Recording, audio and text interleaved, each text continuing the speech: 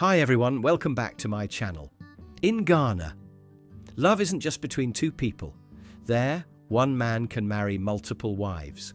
Even if the law says no, culture quietly says yes. They believe the more children, the more wives, the stronger the family, the greater the respect.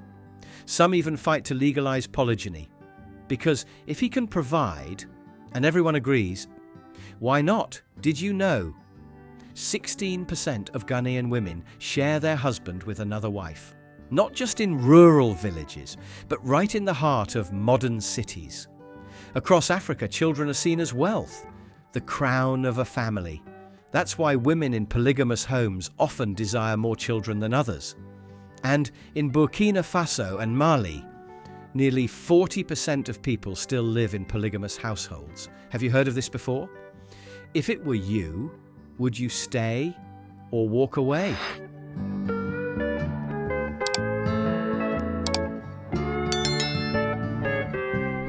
After the War of the Triple Alliance, Paraguay was left nearly without men, 90% of its male population gone.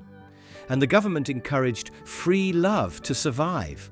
In some villages, 50 women shared just one man. But let's return to Ghana, a place that can shake your sense of normal, where kings walk among common people, where dances surround the coffin, where tribal power still lives. Ghana holds a traditional monarchy system that stands apart from its central government. Chiefs are not just leaders, they are living memory, tradition in human form. Can you imagine? A land where royalty isn't something from history books, but something breathing, present, real.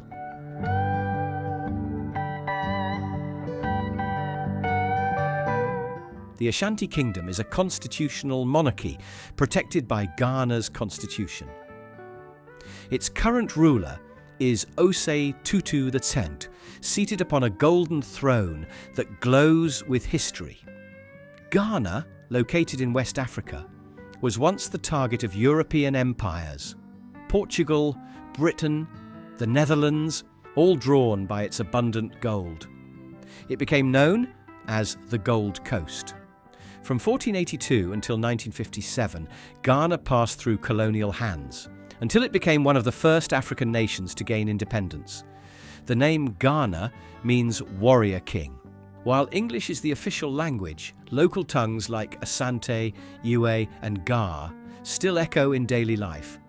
Over 70% of Ghanaians are Christians. Others follow Islam or traditional African faiths, where gods live in rivers, trees, and mountains. Today, Ghana stands among Africa's wealthiest countries, powered by cars, gold, oil, and the sun.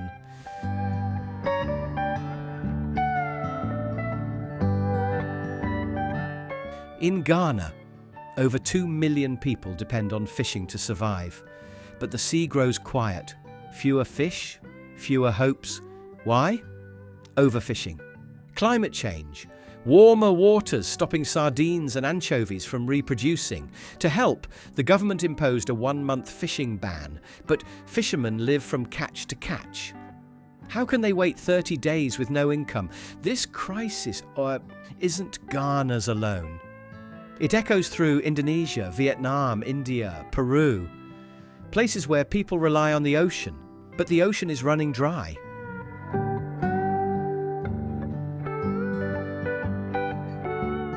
In Accra, Ghana's capital, the sun burns year-round, dry, tropical, unchanging. Millions from the countryside flood in, chasing jobs, chasing dreams. But with resources shrinking, will the city still have enough to offer? In Accra, over 40% of people live in slums. Plastic and smoke fill the air, choking the city's breath. Ghana is a young nation. Its median age is just 21, while Japan, Germany, and Italy hover near 50. Children are everywhere, with each woman having about 4 kids, down from 7 just 50 years ago, while much of the world faces a fertility crisis.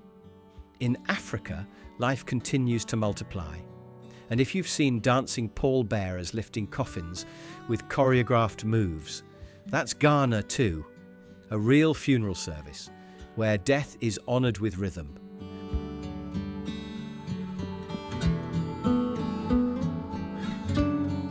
Football is Ghana's pride.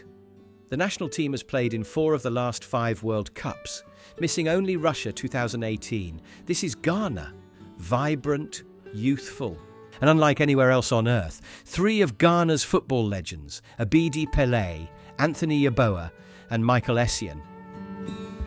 Their national team, the Black Stars, boasts one of Africa's strongest fan bases, their fiercest rivalry, Nigeria's Super Eagles.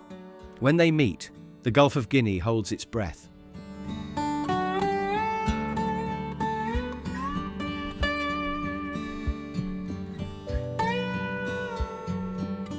But Ghana is not just football. It holds traditions that shock the outside world, like the Dipo Festival, where young girls undergo virginity tests and are taught how to cook, raise children, and seduce husbands.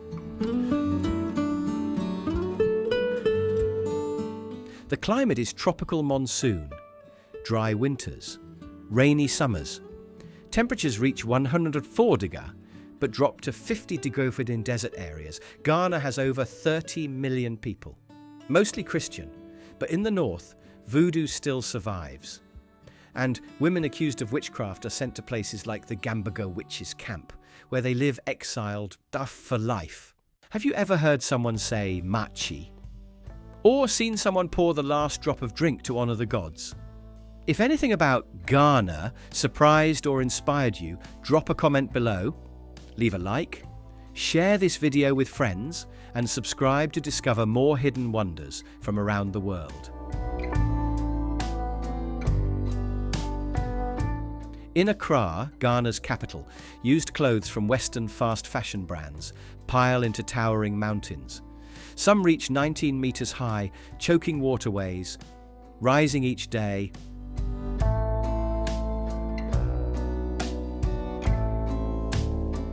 Ghana is home to over 100 ethnic groups, each with its own language, culture, and ancestral memory. From ancient nomads came kingdoms and empires as early as the 10th century. Among them, the Ashanti stand out, a matrilineal people, where land, power, and inheritance flow through the mother. Their language, Ashanti, is spoken by over 9 million, are even taught to children in primary schools. In Ghana, every discarded garment, every spoken word, carries the legacy of a people who remember where they came from.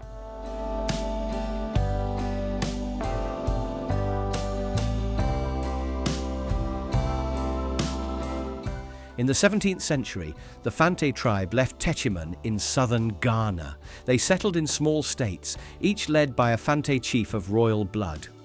Today, over 2.5 million Fante people trace their roots back to 12 patrilineal clans. The Yu people, about 11% of Ghana's population, are known for their music and spiritual traditions.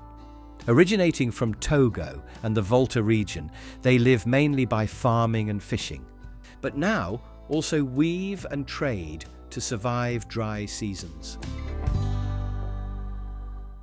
In the north, the Dagomba are the second largest tribe, speaking many dialects, with Dagbani as the most common across 9 districts.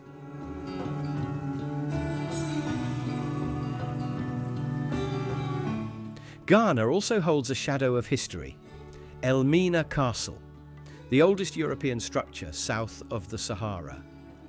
Once a trading post, later part of the slave trade. And not far, Mole National Park, where elephants, hippos and buffalo roam freely, untouched by hunters.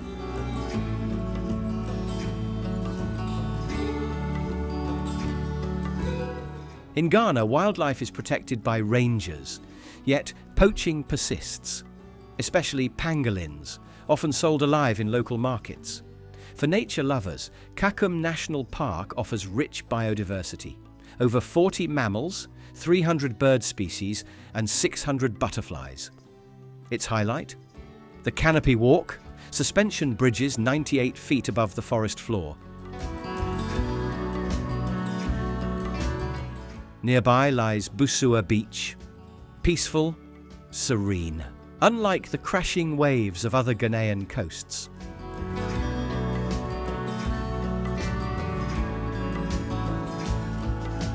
Further north, Tamale stands out for its beautiful mosques, tribal music, handicrafts and exotic cuisine.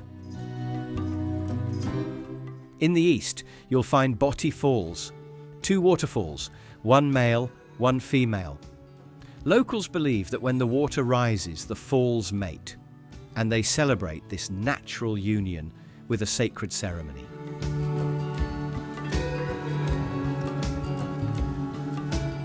Looking for peace in Ghana? Visit the Aburi Botanical Gardens, opened in 1890, spanning over 158 acres. A sanctuary where nature embraces you gently.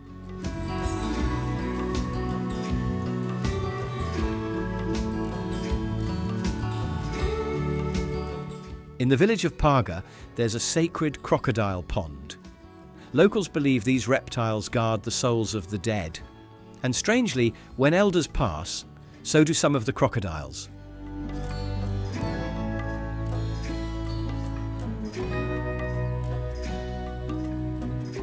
Lake Bosumtwi, Ghana's only natural lake, was formed by a meteorite over 1 million years ago.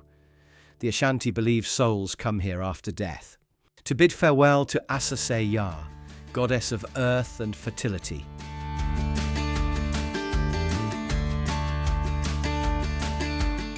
In the north, you'll find towering termite mounds, up to 8 meters high, always facing north to stay cool.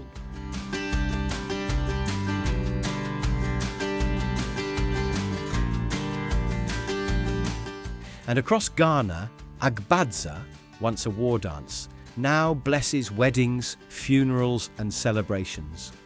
Finally, in Ghana, fantasy coffins tell the life stories of the dead, shaped like fish, tools, planes, colourful, elaborate, unforgettable. In Accra, the Chalewot Street Art Festival transforms the city with murals, dance, fashion, music and recycled art. A collision of creativity where artists from around the world meet in colour and rhythm.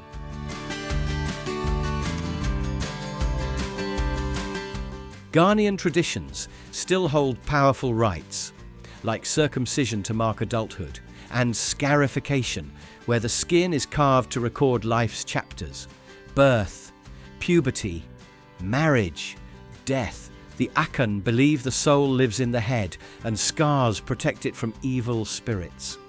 These marks are memory, not decoration. In parts of Ghana, palm maggots are considered a delicacy, fried or roasted. Even worms are still used in wound healing, eating dead flesh, leaving wounds clean. And perhaps most surprising, rodent droppings are used as soup seasoning. But don't forget kente, Ghana's sacred cloth, hand-woven, colourful, ceremonial and rich with stories. In Ghana, kente fabric is hand-woven from strips just 9 inches wide, sewn together. Every colour and design tells a story, alive with meaning.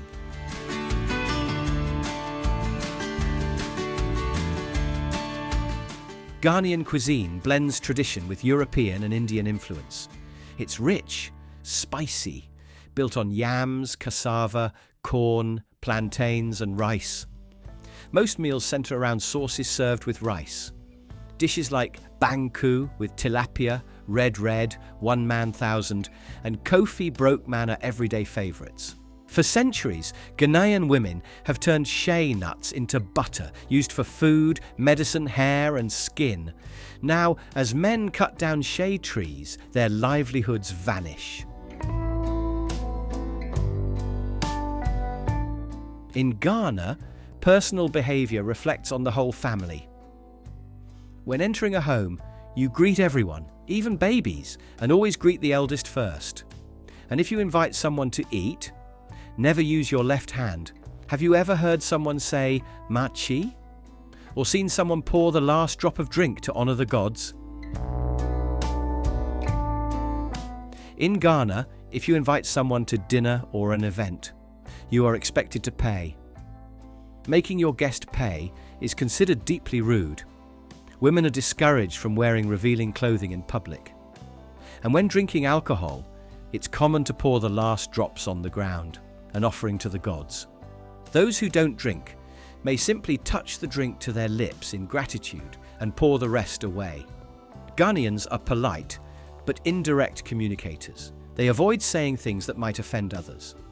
Some common greetings are Machi, good morning Maha, good afternoon Madwell, good evening, and the heartfelt response, by the grace of God, I am well. Ghana's currency is the cedi, meaning cowrie shell, a reminder of the days when shells were the currency of West Africa. If you want to continue discovering untold mysteries, don't forget to subscribe and ring the bell, because the next video might change the way you see the universe.